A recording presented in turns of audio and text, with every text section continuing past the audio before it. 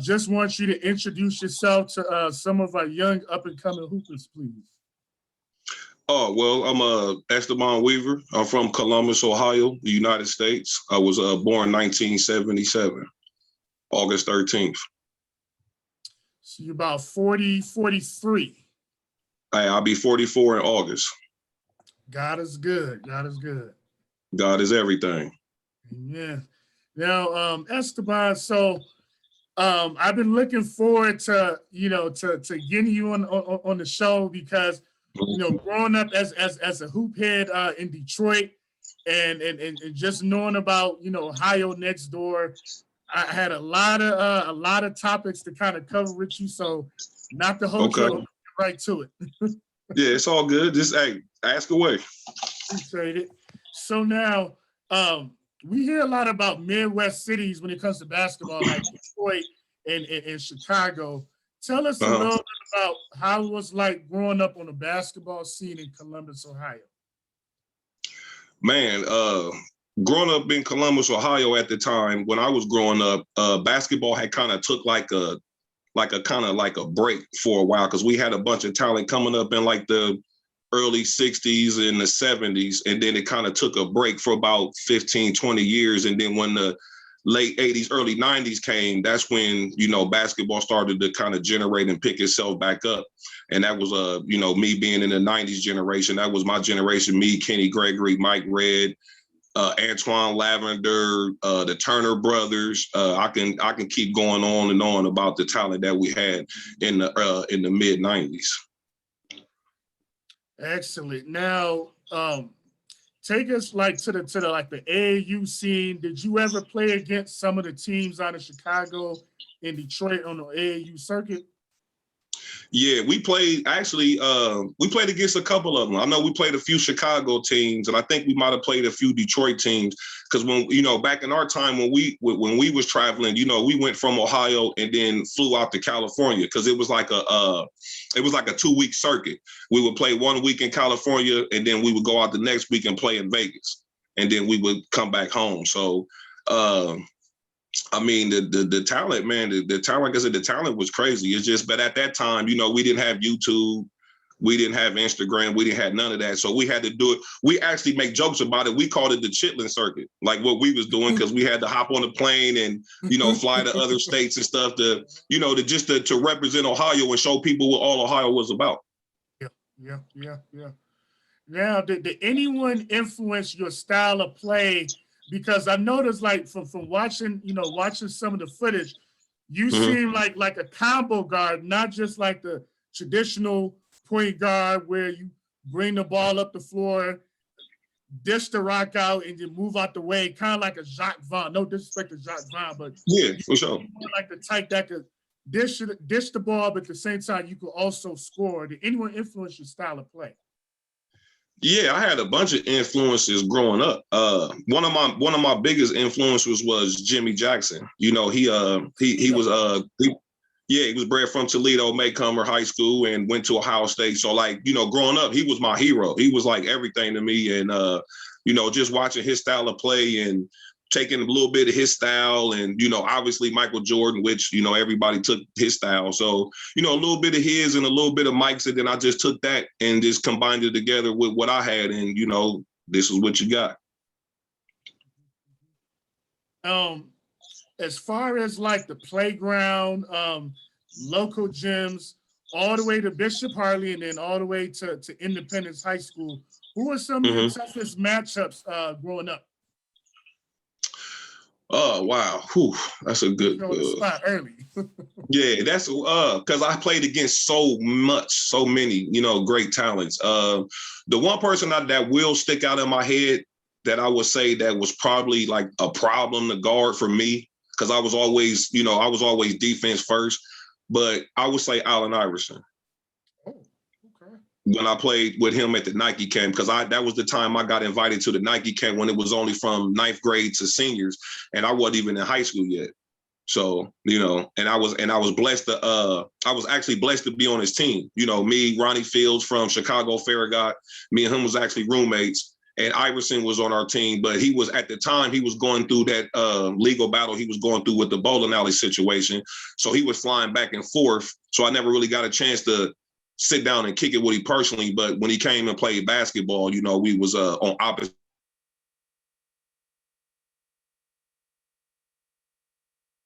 Myself that he was a very, very difficult guard. Real quick and explosive, I can imagine. Yeah, and at the time, you know, they always wanted to say he was 6 feet or 6'1". Like, never. That man was 5'10", 5'11". Oh, so he was actually okay. So he was even smaller than they Yeah, listed he was. that. Okay. Yeah, I mean, you know, and the one thing I do know about the NBA, you know, they give you a couple inches, you know, to try to make you bigger than life. But you know, that man was 5'11", soaking wet. Oh wow. And as far as that the documentary, take us back to Who Was Esteban. Um, like how was the process for you, like kind of seeing like your childhood like kind of play out on screen? How did that feel, just seeing the whole process put together? Man, it was beautiful. It was a long time coming, I'll tell you that. It took about 2 years to make, because, you know, growing up, I had so many people, you know, approach me about doing a documentary on my life. You know, I had people walk up to me with iPhones.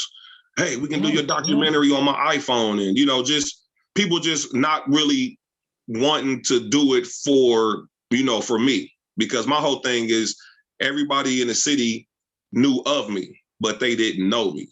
So I felt like that was a great opportunity for me to, you know, let people in the city and in the world basically just to know who I was as a person. So, you know, it just, you know, I gained 2 good brothers from that.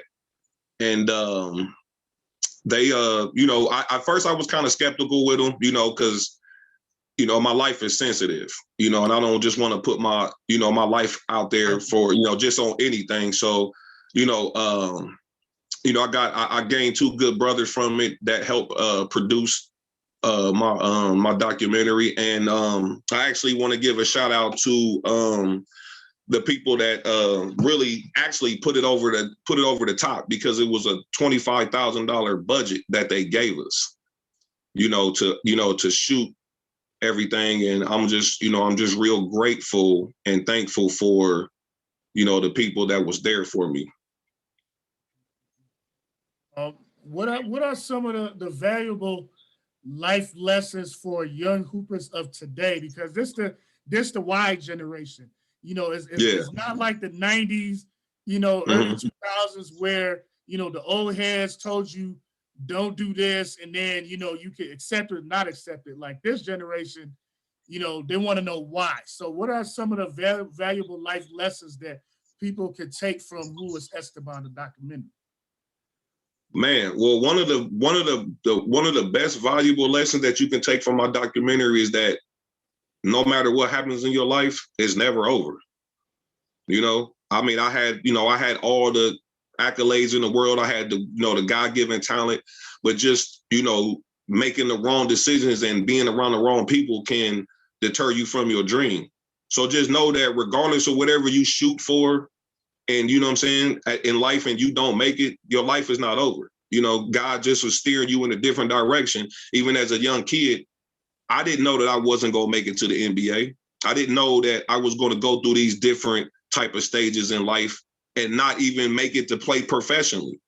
But God has put me on a path to use me as a vessel to other kids that's growing up so they cannot make the same mistakes that I made.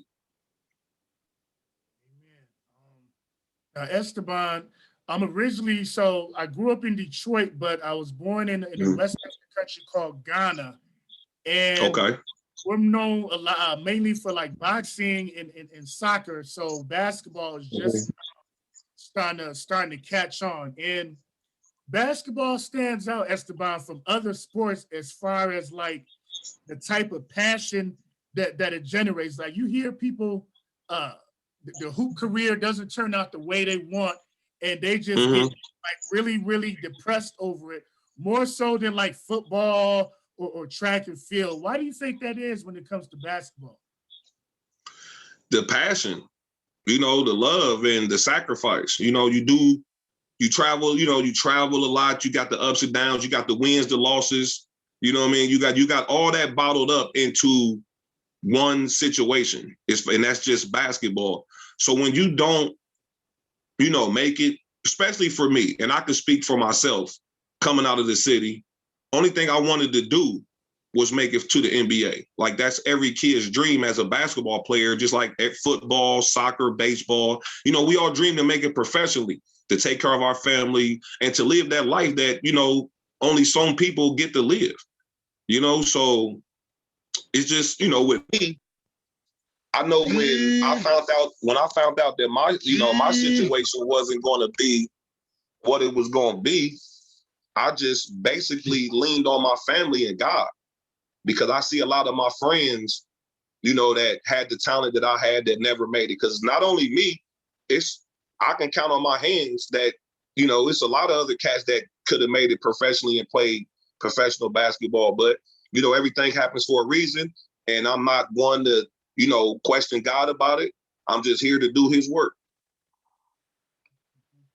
And doing this work, I feel that you're impacting a lot more people from that angle, as opposed to, if you would have got to the league and just impacted just the people around you. Now, as far as the whole concept of the game of basketball, saving some of us from the inner city from an early grave, or taking us out of certain situations, what path do you think a young Estaban would have taken if basketball was never in the picture? Oh man, if basketball was never in the picture, be honest with you, I probably would have been a firefighter or maybe a police officer. Okay. So still making a difference in the community. Yeah. I was always a community guy. Like even with from a young kid growing up, playing in the neighborhood, different streets, knowing all the neighbors. That was the era that we grew up in was the best era ever, because it was like the whole neighborhood got a chance to raise you. We don't have that no more. I can remember when I was maybe 11, 10 years old, and me and one of the neighbors, I got caught stealing bikes. And the neighbor knew my parents. So when they got me, I got a whooping from them.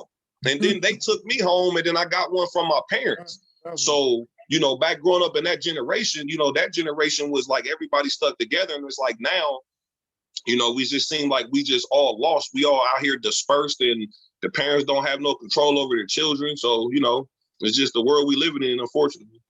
Yeah, it's definitely switched up, and even from just a basketball level, high school basketball looks different now than obviously did, 20 years ago. What are some of the biggest differences that you've seen in a high school game now versus back in the 90s, for example?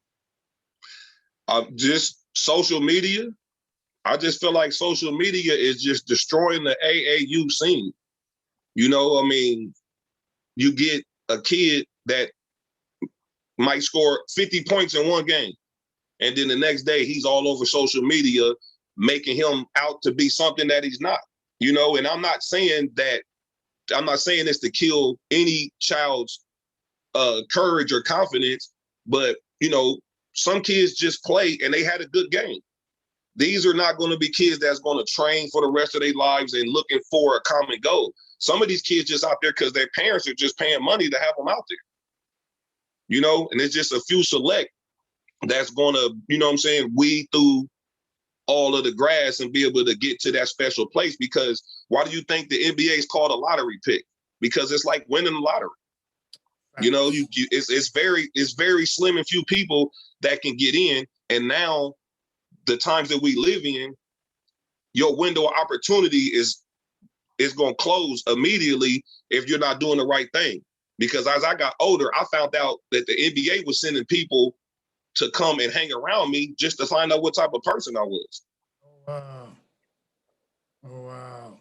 Yeah, you think about it. When you thinking about investing millions of dollars in a person, you want to know everything about that person. Makes sense. take like pushing all the way up to uh, right after high school. Mm-hmm. You scrimmaged against some of the Ohio State guys at one point in time. What was your Yeah. mindset knowing that you should have been out there playing in the Big Ten, competing and getting ready for the lottery yourself? What was your mindset during that time frame? Actually, to tell you the truth, and this is so crazy, like I wasn't even after my senior year, like I didn't even think about the NBA or nothing no more. I wasn't thinking about college or anything. I mean, because if you think about it, as talented as I was and where I was at my time in my senior year, only thing I had to do was get in shape and just declare myself for the draft. Somebody would have picked me up. Now, I might not would have went top 10 like I was supposed to, but I might have got picked up in the late first, early second round. But somebody would have picked me up, But after my senior year, like basketball was the furthest thing from my mind because I had been doing it from the time I was like 6, 7 years old, all the way up until I was 19. So I needed I needed a break. Now, we hear stories about guys, not getting to the league as they, anticipated. For you, as far as like life after pro basketball from an NBA sense, did you play in any pro leagues like years later, like in your late 20s or early 30s? Yeah, I played in the IBL, which was the International Basketball League. I played in there for 2 years, and first year we went to the championship and lost. Second year I led the league in scoring at 35 a game, and then I wasn't happy in my situation, so I walked away from that. What was it about that experience that you didn't like? Just when you working in a business, business is business. So you expect people to, be held accountable for their actions or whatever it is that may be. And it was just some little ruffles feathered within the organization. And I felt like I wasn't being treated right. Like, I'm here, I'm averaging damn near 40 points for y'all. And, it was a lot of things inside the organization just wasn't working the way I wanted to. So, the beautiful thing about our contract is they was null and void. All you had to do was just tear it up. Oh, So, okay. I tore my contract up and I walked away. And a lot of people, and I don't have no problem with it, but a lot of people say, "Oh, you was crazy. You was closer to the NBA than you ever was, and you was averaging 30 something a game." Yeah, but at the end of the day, the respect that I want from another person and me is everything. And if I can't get that from you, then there's no, there's no business with us. Esteban, there's quite a few viewers, like I mentioned at the start, that's calling in from Nairobi, Kenya, Juba, South Sudan, and they got limited resources. They still got dreams of coming here to play, whether it's high school ball, college ball, or taking the JUCO route, but they got the limited resources. Do you have like any advice or tips as far as skills development with limited resources? With limited resources, the only thing I can tell you to do right now is YouTube. YouTube is the best thing, what I'm saying, for anything. If you got limited resources and, you can't really get to the gym and you can't train with the person you want to train with or even train it at all, you can just get on YouTube and you can type in basketball training, basketball shooting. So I would just recommend that a person with limited resources just go on YouTube. Now, as far as like, we got the documentary, we got the Who is Estaban documentary, but if they was to do a movie about Estaban Weaver, which actor would play you and why? Michael B. Jordan. Oh, Michael B. Jordan, okay. Yeah, I already had that played out in my mind because we kind of similar, in features. He can, he wear gold teeth. We kind of, our skin color's kind of the same. So yeah, Michael B. Jordan. That's what's up. Now how did it feel, when you look back, there's different accolades that people get, but you got put in the Greater Columbus Basketball Legends Association Hall of Fame. There's been a lot of great ball players throughout the Midwest. You know that better than I do. But, you know, what was kind of the thoughts and emotions that you were going through when you got that nod? Oh man, I was for one, I was ecstatic. I was, you know, I was very humble of the award and emotional. You know, I was telling myself when we was making jokes before we had got there, and I was telling my fiance that I was like, you know, we can make a little small bet, a little personal bet that I don't cry. You know, and the whole time I'm up there, you know, I was perfectly fine. Everything was perfectly fine until they got to me. And when they got to me and they said my name and they got up clapping, and I don't know what it was, man. Emotions just took over me, man. And you know, it's and the crazy thing about it is it's on you. It's my sister actually recorded it. It's on YouTube, and you can hear people in the background like, "Hey, it's all good, man. You can let it out. Like you deserve this. This is your time." So, you know, I just it was just, you know, it was one of the greater moments in my life. Now before we let you go, I got to put you on the spot. You know, one It's all last good. time. It's all good. And you know, just give it to me straight. You know, from your perspective, who are your top 5 hoopers from the state of Ohio? Who's on your Mount Rushmore? Oh man, The whole state of Ohio. It don't matter if it's the Cleveland, whole state Toledo, of Ohio. Cincinnati. The whole Okay. state. The top 5. Oh man. Okay. Well, I mean, you know, well, me, LeBron. Okay. Well, I take that back. I'm gonna go LeBron first because the one thing I'm gonna give LeBron respect to is that even though when I was coming up in high school, everybody say, "Oh, you know, you was LeBron before LeBron." I mean, I actually was. I was in a different era than he was, but the accomplishments that he made and the milestones that he's doing for Ohio, period, like he's the king. He's the GOAT. So I don't mind being the prince. I'm all good with that. You know what I'm saying? So because you were the top ranked freshman in the country too when you came in. So yeah. You know, I give respect where respect is due. So I would go Brian. I go me.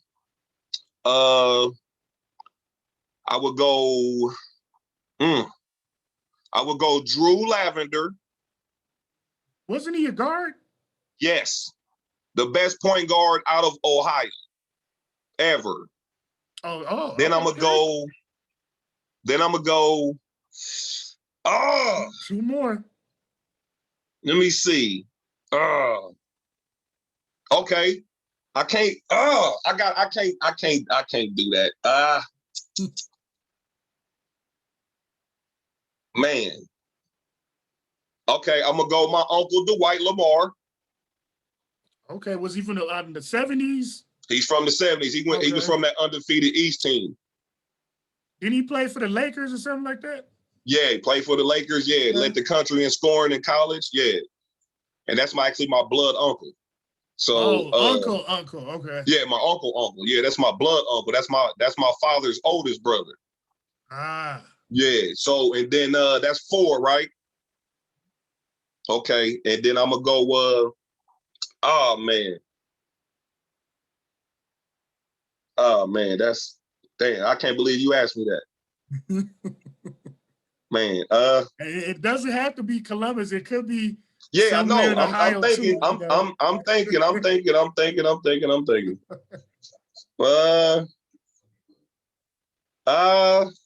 You know what? Ooh, some people gonna be pissed at me for this.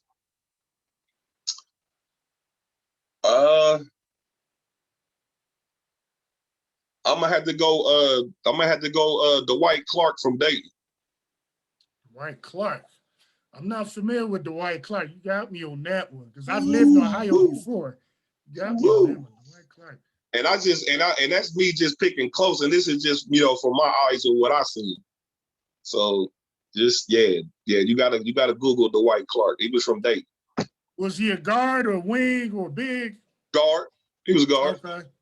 Yeah. Okay. And only reason why I picked guards for my Mount Rushmore is because I'm a guard myself. And don't get me wrong, there's a lot of big men that play for the city, you know what I'm saying, that, you know, that put it down.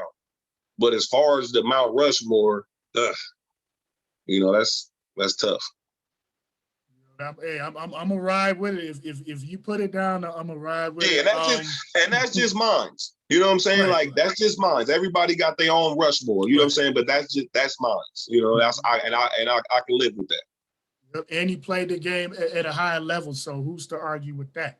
Yes, sir. Yes, sir. Esteban, I want to thank you for taking time out of your schedule to hop on Heavy Brand Podcast. No I'm gonna problem. upload the episode on our Facebook podcast page, Heavy Brand Podcast. If some of our young ballers got some questions, basketball tips, do you mind if I DM you from time to time with those questions? Anytime, brother. Anytime. Anytime, young man, young female need questions or want questions asked for me, I'm an open book. I'm more than welcome. Appreciate you, Esteban. Continue blessings to you and your fam. Yes, sir. And I also want to shout out Mike. I want to shout out Mike Conley and Mike Rain, who's the two producers and co-producers on my documentary. Okay. And then I want to actually shout out AJ. His name is AJ Davis. And I want to shout out to the Davis family. And I want to send my love and my condolences to them. And I want to let them know that the city is with them and the city is behind them. And we're going to be all right. And we're going to pull through this. Amen. Amen. And for the listeners, check out Who is Esteban. You can check it out actually even on YouTube. Who is Esteban? Yes, sir. Appreciate your time, Esteban. I appreciate you, brother. Appreciate you having me on. Luke.